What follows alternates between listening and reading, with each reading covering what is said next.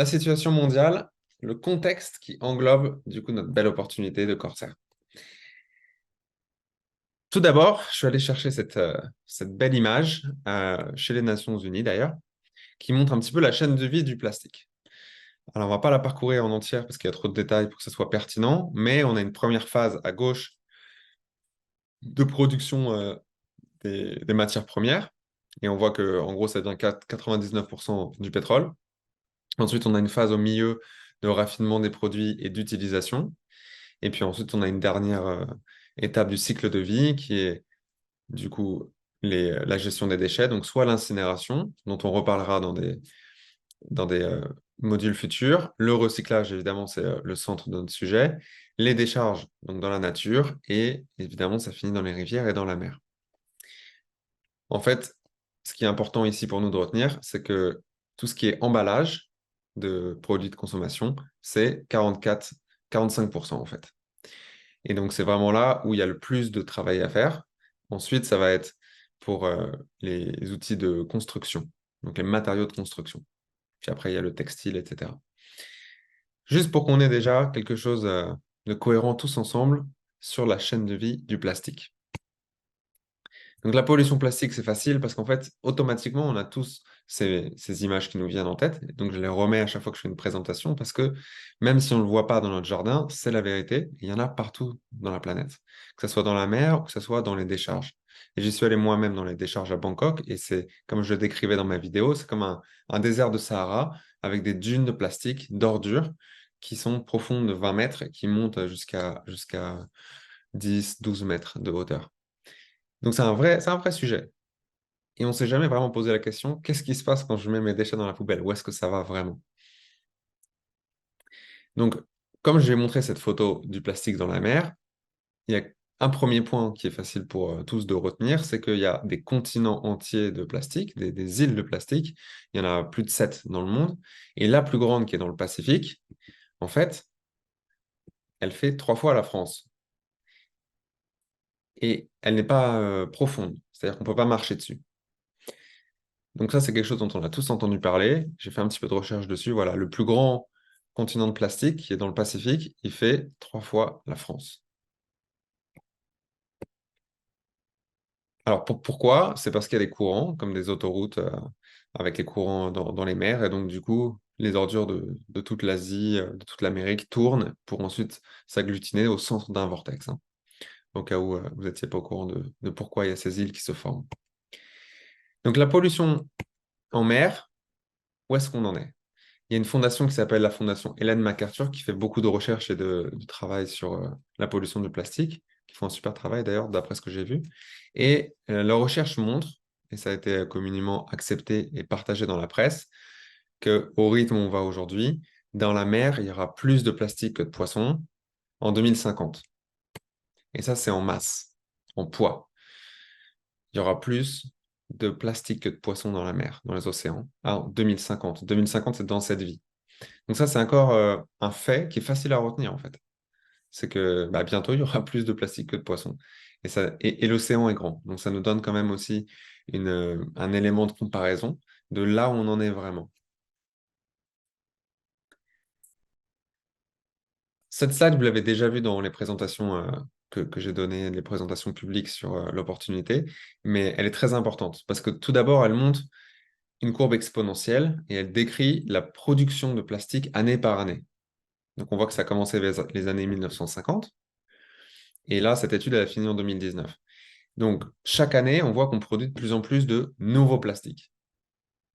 Et on va vraiment prendre le temps aujourd'hui, parce qu'on peut se donner 30-40 minutes de contenu. On n'est pas là pour essayer de compresser une présentation en 10 minutes. Donc, cette courbe, c'est tous les ans combien de nouveaux plastiques on produit. Donc là, on en est, on va dire, à un demi-milliard de tonnes par an. Maintenant, ce qu'on ne voit pas et qu'il faut quand même aussi inclure dans cette réflexion, c'est que tout d'abord, quand il y a eu le Covid, et que beaucoup de gens ont commandé en fait à livrer à la maison et qu'il y a eu beaucoup plus de produits de consommation qui ont été produits, cette courbe elle a monté de 20%. Donc 20%, c'est un cinquième de l'échelle. Donc c'est comme si la flèche rouge, elle est montée verticalement. Donc ça, c'est quand même incroyable de s'en rendre compte. Et évidemment, c'est pas redescendu après, hein, donc on continue dans cette dynamique. Et ce qu'il faut aussi garder en tête, c'est que d'ici à 2030, donc c'est dans les 7 prochaines années, ça va multiplier par 2. Multiplier par 2, ça veut dire que le point où il y a marqué World là, il sera 2 fois plus haut. Donc vous imaginez bien que cette courbe exponentielle, elle est en train d'attaquer sa verticalité. C'est-à-dire que le problème, il est en train d'empirer de plus en plus. C'est pas juste qu'il empire tous les ans, c'est qu'il empire et c'est de pire en pire tous les ans. C'est ça la définition de l'exponentialité. Donc c'est bien quand c'est pour notre bonheur ou nos finances, mais quand c'est un problème mondial, c'est pas bien. Ça nous donne le contexte vraiment de là où on en est. Donc c'était pas trop un problème là dans les années 80-90 parce que finalement la courbe elle montait doucement. Sauf que là où on en est, elle monte verticalement. Et c'est aussi pour ça qu'il y a un élément de contexte qu'on va voir ensemble aujourd'hui, qui est une maturité du marché international pour faire quelque chose, parce qu'en fait, la situation elle est vraiment plus grave que ce qu'on pense. Maintenant, c'est un chiffre aussi très facile à retenir. Et on reverra à la fin de la présentation les quelques petits chiffres qu'il faut retenir. Le poids de tous les humains combinés, il est à 320 millions de tonnes. C'est-à-dire que tous les ans, depuis, on va dire, 2010, on produit plus de nouveaux plastiques que la masse, le poids de tous les humains qui sont sur la planète. Ça nous donne aussi une métrique, en fait, pour pouvoir utiliser nos sens cognitifs et comparer un petit peu là où on en est. Donc tous les ans, depuis 2010, on fait plus de plastique que de poids de tous les humains sur la planète. Pas besoin de retenir, hein, les amis, tous les chiffres. Je vous dirai un petit peu ce qu'il faut retenir. Par contre, s'il y en a qui résonnent vraiment pour vous, pour sentir, ah ouais, ça résonne, écrivez-le. Et de toute façon, il y aura le replay. Maintenant, si on regarde la production cumulée de tous les plastiques, donc là, c'est pas la production tous les ans, c'est juste, on les additionne à chaque fois. Où est-ce qu'on en est depuis qu'on a commencé à faire du plastique? Combien on en a fait? On en a fait 10 milliards de tonnes, pour donner un chiffre rond. Et ça continue de monter en exponentiel aussi. Alors, je ne vous donne pas des chiffres ici juste parce que c'est bien d'avoir des chiffres. Qu'est-ce qu'on peut en faire de cette analyse? Eh bien, on peut mettre en comparaison la production annuelle. Donc, la production annuelle, elle est où? Elle est à 500 millions, un demi-milliard de tonnes. C'est ce qu'on vient de voir juste avant. Donc là, qu'est-ce que ça nous donne ici comme réalisation de mettre ces deux métriques en comparaison? C'est qu'en fait, tous les ans, on a besoin de tant de ça, et dans la nature, il y a 20 fois plus. C'est-à-dire qu'il y a quand même beaucoup de réserves si on pouvait, évidemment, dans la situation idéale, si on pouvait recycler tout le plastique qu'on a produit jusqu'à présent, en fait, on aurait assez de matières premières pour subvenir à nos besoins pendant des années. Et c'est ça que je voulais montrer dans cette slide. Si on pouvait recycler tout le plastique qu'on a produit depuis le début des années 50 et qui s'est à peine dégradé, hein, parce que ça peut mettre 400, 500 ans à se dégrader du plastique, et ben en fait, on aurait déjà suffisamment de réserves pour subvenir à nos besoins pendant longtemps.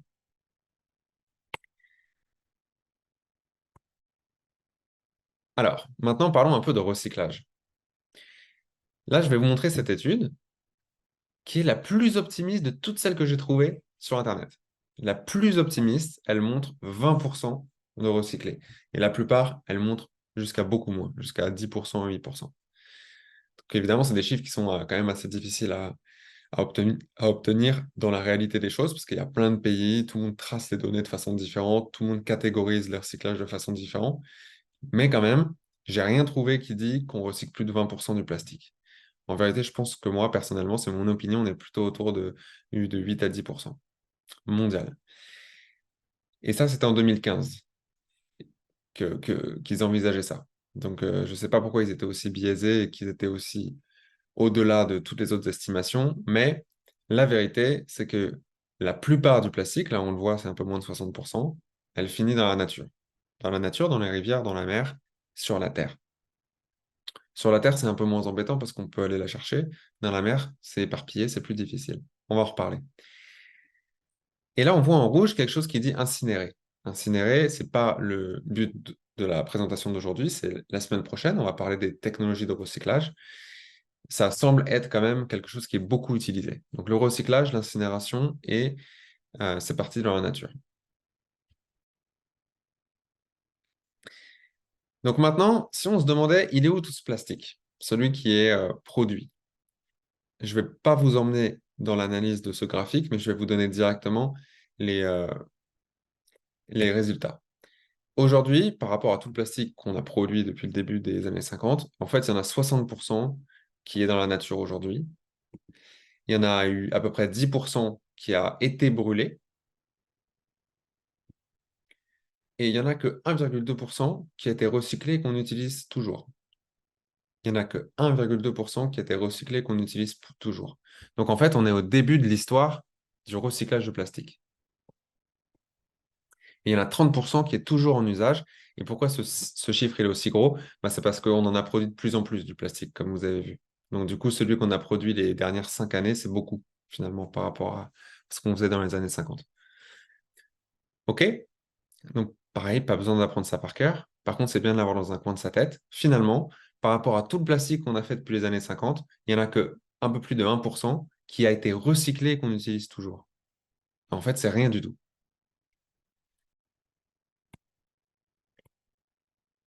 Par rapport à ce qu'il y a dans l'océan, comme on le disait, c'est plus facile quand c'est sur la Terre parce qu'on peut aller le chercher et ensuite le recycler. Par contre, quand c'est dans la mer, c'est très éparpillé et très difficile à aller chercher. J'ai fait mes recherches et je ne vais pas vous les présenter aujourd'hui en détail sur ce qui se passe dans les océans parce que je pense que c'est un petit peu presque hors sujet. Mais en fait, il y a très peu de plastique qui est sur la surface et la plupart du plastique, il est éparpillé en profondeur jusqu'à dans les sols et en fait même dans les sédiments parce qu'il s'est déjà décomposé en microplastique, qui est un gros problème, et c'est tombé à l'intérieur des couches de l'océan, du sol de l'océan. Donc finalement, en fait, celui qu'on pourra vraiment récupérer, c'est que celui qui est en surface. Et par rapport à toute la production qu'on a montrée avant, je vous rappelle que c'était 10 milliards de tonnes. En fait, il n'y en a que 260 000 qui est à la surface des océans. C'est très faible, en fait. Le reste, on ne pourra pas le récupérer parce que c'est au milieu de l'océan ou sur le sol ou déjà cristallisé dans les sédiments. Par contre, ce plastique qui est à la surface des océans, en fait, c'est compliqué d'aller le chercher parce que ça coûte très cher de louer des bateaux faits exprès, de partir avec tout l'équipage et d'aller juste récupérer comme ça lentement euh, des, des grandes plaques de plastique. Il y a d'autres technologies qui existent, qui essaient de le faire plus automatiquement, mais finalement, ça va prendre beaucoup de temps. Et là, c'est la première opportunité que j'ai de vous parler de quelque chose que Corsair fait. C'est une initiative pour récupérer le plastique dans les océans. Et je voulais vous en parler parce que je trouve que c'est du génie. Ça s'appelle The Plastic Catch et c'est une collaboration avec les pêcheurs en Thaïlande. Parce que a émergé depuis la Thaïlande, donc c'est là où ils ont le plus d'activités en ce moment. C'est en train de se développer maintenant en Europe et bientôt au Canada. Donc ils ont fait un partenariat avec 7 associations de pêcheurs. Tiens, j'ai oublié un S. Ce qui représente par association 10 000 bateaux et 100 000 pêcheurs. Donc il y a quand même aujourd'hui un accord avec 100 000 pêcheurs en Thaïlande. Et cet accord, bah, il est très intelligent. Il est que les pêcheurs, quand ils remontent les filets, comme on le voit sur l'image, quand ils remontent les filets pleins de poissons et qu'ils rattrapent plein de plastique aussi, cette fois-là, au lieu de remettre le plastique dans la mer, comme ils ont fait avant, ils le gardent sur le bateau. Et lorsqu'ils rentrent au port, ils le donnent à Corsair et Corsair les paye. C'est peut-être pas beaucoup, mais ça fait une différence pour les pêcheurs. Donc aujourd'hui, il y a une solution, c'est une seule solution qui est très innovante qui existe, mais il y en a sûrement plein comme ça. C'est une solution qui ne dépense aucun effort supplémentaire, parce que de toute façon, ils avaient déjà pêché le plastique, puis après, ils allaient le rejeter. Ils le ramènent et c'est qu'une question de logistique, de récupérer ce plastique et de l'acheminer. Donc moi, j'ai trouvé ça que c'était absolument génial quand j'ai découvert qu'ils faisaient ça. Donc bravo encore au CEO et à toute l'équipe pour avoir pensé à ça, parce que c'est très efficace, ça coûte rien du tout, et en plus, ça redistribue des richesses aux pêcheurs. Il y a d'autres choses qui sont en train de faire dans le même goût, plus dans le goût de la charité, avec des bidonvilles en Thaïlande, mais ce n'est pas le sujet du jour. Donc, cet exemple, c'était juste pour dire, il faut juste arriver à penser de façon très innovante, outside the box. Et il y a des solutions, on va pouvoir trouver plein de solutions. Par contre, il faut qu'on s'y mette. Maintenant, je ne sais pas si vous êtes au courant, mais ça, c'est un chiffre hyper facile à retenir parce que c'est très visuel. En fait, on mange une carte de crédit en plastique par semaine. parce qu'il y en a, non, parce qu'il y a des microplastiques, hein, des microplastiques dans l'eau, que ce soit du robinet ou en bouteille aussi, et dans notre nourriture. Et même dans l'air, mais ça, c'est quand même beaucoup moins. Et ça, c'est le... Alors, en anglais, je crois que c'est le World Wildfire Fund for Nature. Donc, c'est le Fonds international pour la nature, le WWF, qui a commandé cette étude. Ça a été partagé dans tous les réseaux mainstream. Un être humain, en fait, il a l'air d'ingérer 5 grammes de plastique chaque semaine. Donc, c'est comme le poids d'une carte de crédit. Et ils ont dû compiler plus de 50 études sur l'ingestion des plastiques pour arriver à cette solution, à cette métrique. Donc, ça, c'est hyper facile à retenir. En fait, aujourd'hui, même si on fait attention, on termine quand même par consommer tellement de plastique parce qu'il s'est décomposé et il s'est retrouvé partout autour de nous. C'est incroyable parce que c'est un problème visible qu'on voit dans la nature, mais c'est aussi un problème invisible. Et puis ça va causer évidemment toutes sortes de problèmes au niveau de comment les organes fonctionnent, au niveau de comment le corps va se débarrasser de ces déchets. Ok, alors on va passer au contexte et au secteur. On a donné assez d'éléments de recherche par rapport à la situation actuelle sur la pollution du plastique. Et j'espère que ça vous a donné des perspectives que vous aviez peut-être pas avant. En tout cas, c'est ce que ça a fait pour moi ces derniers jours de recherche. Donc, qu'est-ce qu'on a? On a un vrai problème là, pour l'humanité et pour la planète. Et surtout pour les générations futures. Parce qu'on n'a peut-être pas envie de laisser une planète pleine de déchets pour nos enfants. Mais alors, les enfants de nos enfants, ça va être encore pire si on continue comme ça. Ce problème, il est international parce qu'il touche tout le monde. Il est complexe parce que du plastique, il y en a dans toute l'industrie, il y en a dans tous les pays, il y en a dans toutes les localités et tout le monde l'utilise d'une certaine mesure. Et le vrai sujet que je vous ai présenté tout à l'heure, c'est que ce problème, il est exponentiel et qu'on est déjà bien avancé dans l'exponentialité. Donc, il y a une certaine urgence.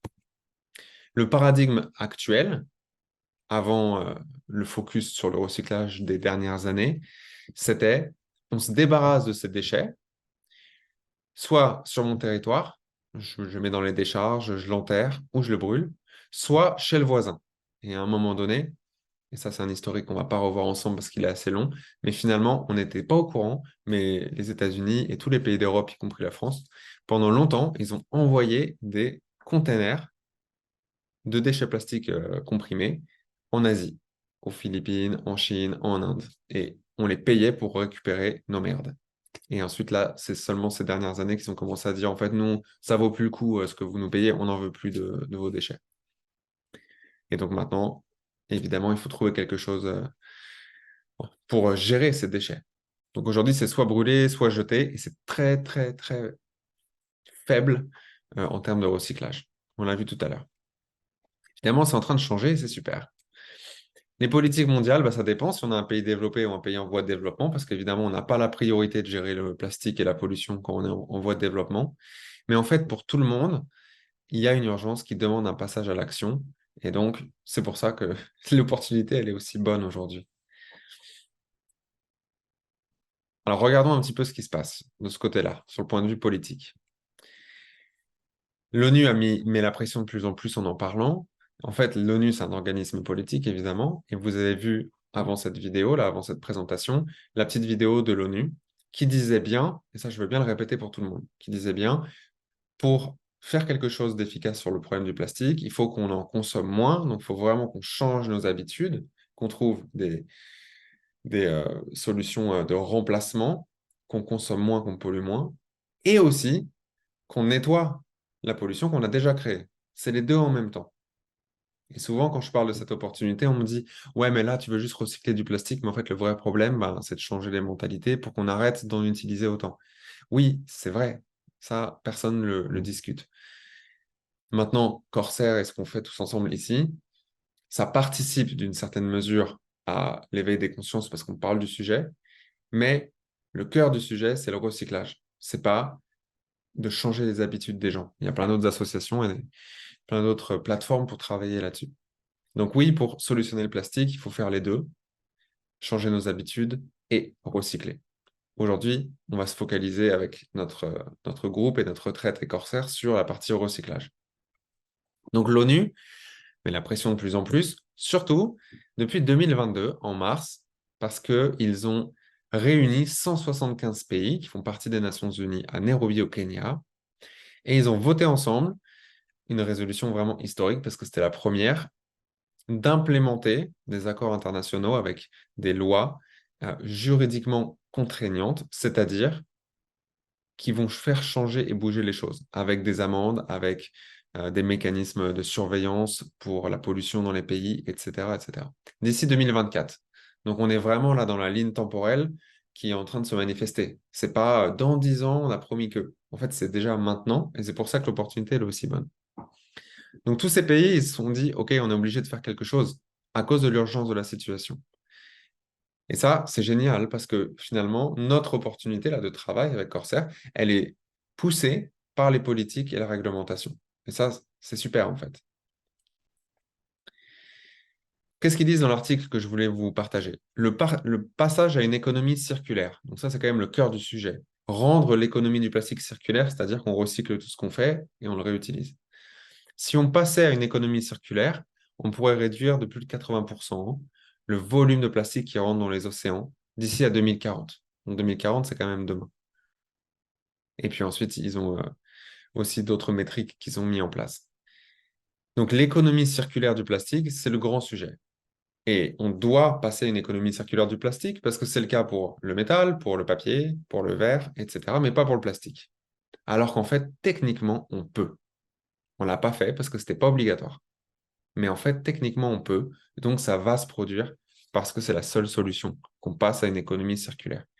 Donc là, on a l'ONU de notre côté, qui met la pression sur les gouvernements, sur les entreprises, sur les pays, sur la population en général, avec leur propagande qui ici va nous servir. L'ONU, très bien. Ensuite, il y a l'UNESCO, et ça, c'est encore plus récent, c'était en juin, c'était à 3 mois. L'UNESCO a réuni les pays en juin à Paris pour valider, alors in extremis, c'est parce qu'il y a eu beaucoup de résistance de la part des pays pétroliers, qui évidemment ne voulaient pas voir leur chiffre d'affaires et leur vente de pétrole à l'industrie du plastique diminuer. Mais ils ont réussi quand même, en fait, de dernière minute, ils ont réussi à voter ensemble la première ébauche de texte qui doit être revue et du coup acceptée par tout le monde en novembre. Novembre, c'est dans 2 mois. Donc là, on est vraiment dans le vif du sujet en termes de timing. Et ça, c'est super. Donc ça, c'est dans Le Monde. Vous voyez, c'est le 2 juin 2023. À l'issue de la dernière séance plénière, le 2 juin à l'UNESCO, les États ont confié au comité intergouvernemental de négociation un mandat pour préparer un zéro draft, c'est-à-dire un premier jet, avant la prochaine session de négociation en novembre au Kenya. Donc là, on est vraiment sur un timing incroyable. Et merci à Juicy et à toute l'équipe de Corsair parce qu'eux, ils ont dû commencer à bosser il y a plus de 3 ans pour qu'aujourd'hui, en fait, on soit déjà prêt lorsque le marché est prêt. Donc ça va nous bénéficier beaucoup.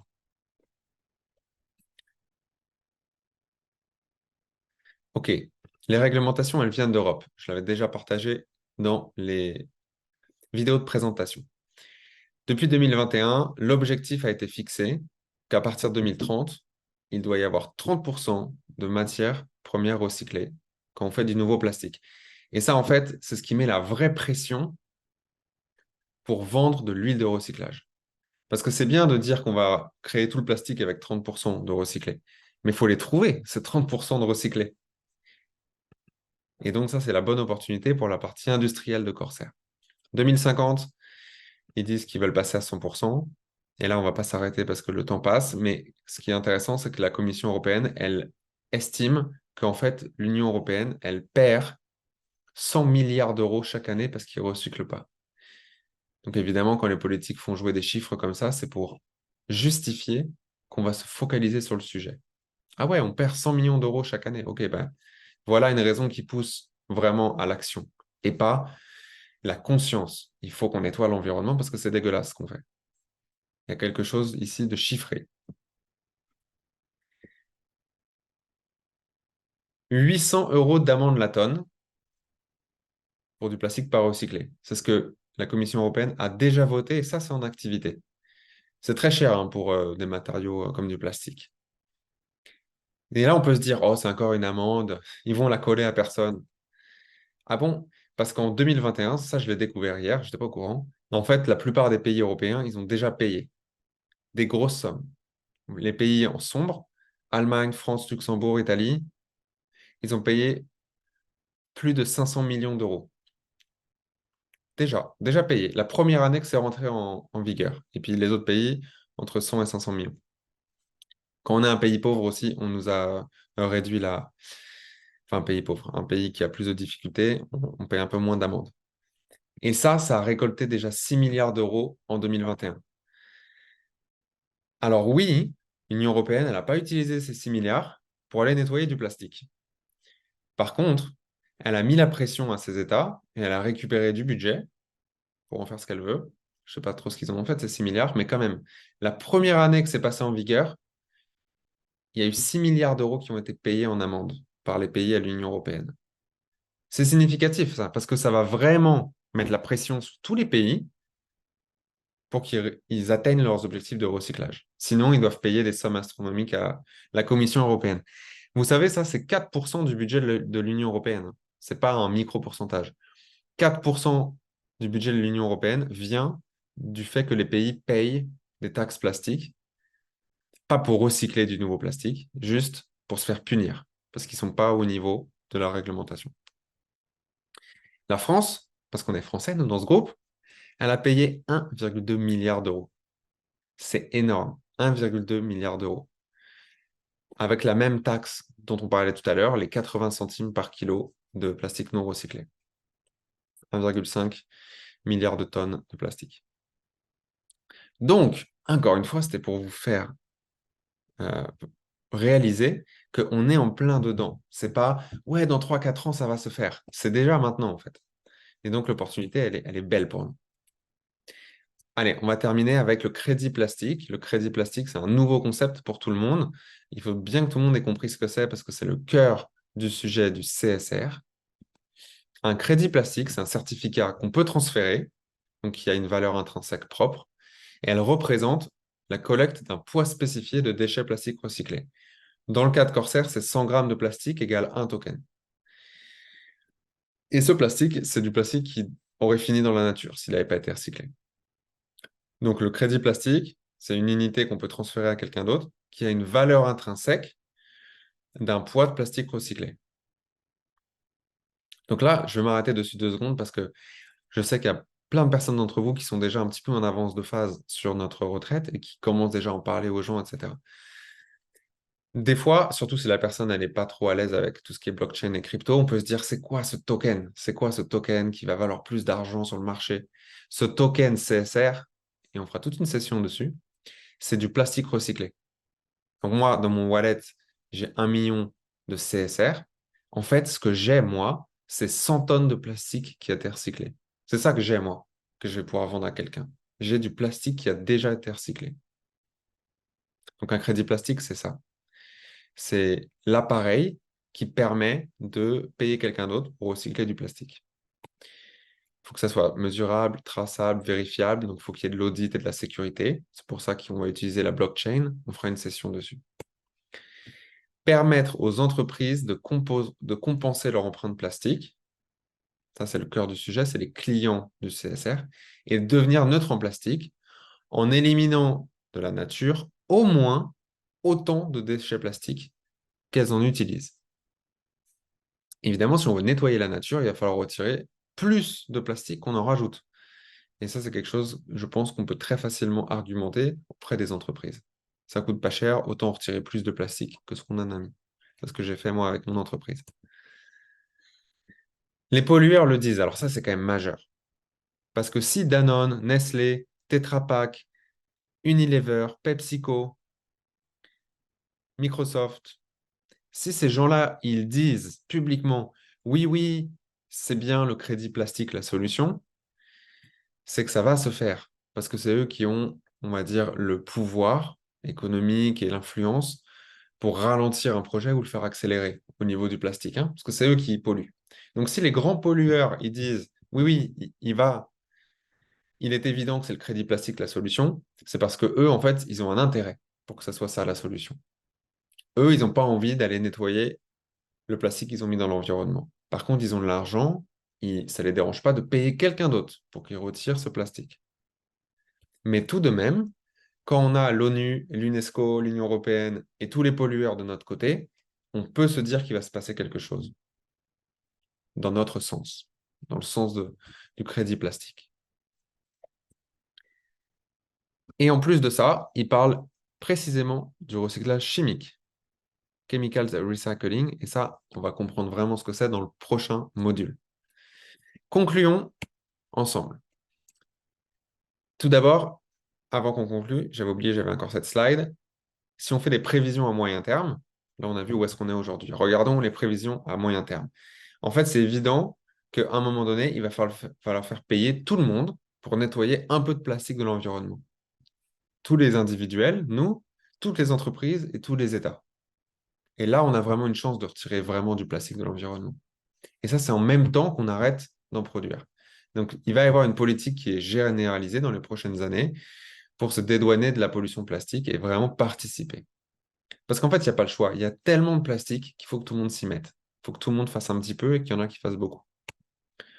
Donc, le crédit plastique, ça va être la manière de prouver qu'on participe à nettoyer l'environnement. Et tout le monde va devoir en utiliser un crédit plastique.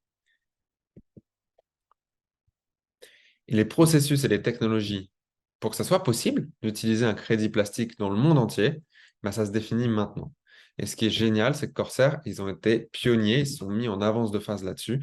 Donc, ils sont déjà en fait le leader du marché international. Et ça, c'est une des raisons pour lesquelles c'est le bon timing sur cette opportunité. Corsair se positionne déjà en fait comme le leader international du crédit plastique.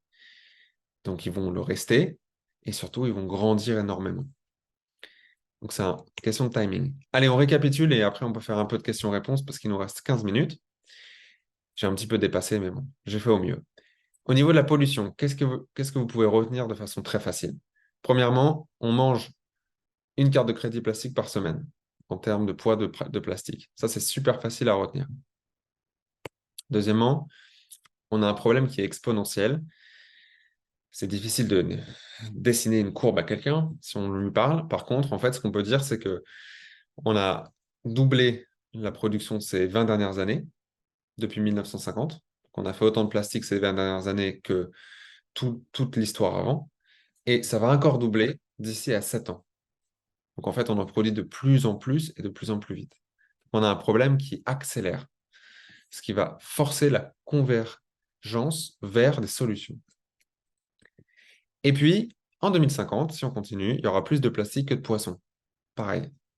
Ça, c'est facile de retenir. Facile. Donc, c'est pour ça que c'est dans le récap, à la fin de ma petite présentation de recherche. Puis, au niveau du contexte politique et réglementaire, premièrement, on peut retenir qu'il y a l'ONU, l'UNESCO. Je ne voulais pas mettre l'UN, là, je voulais mettre l'Union européenne.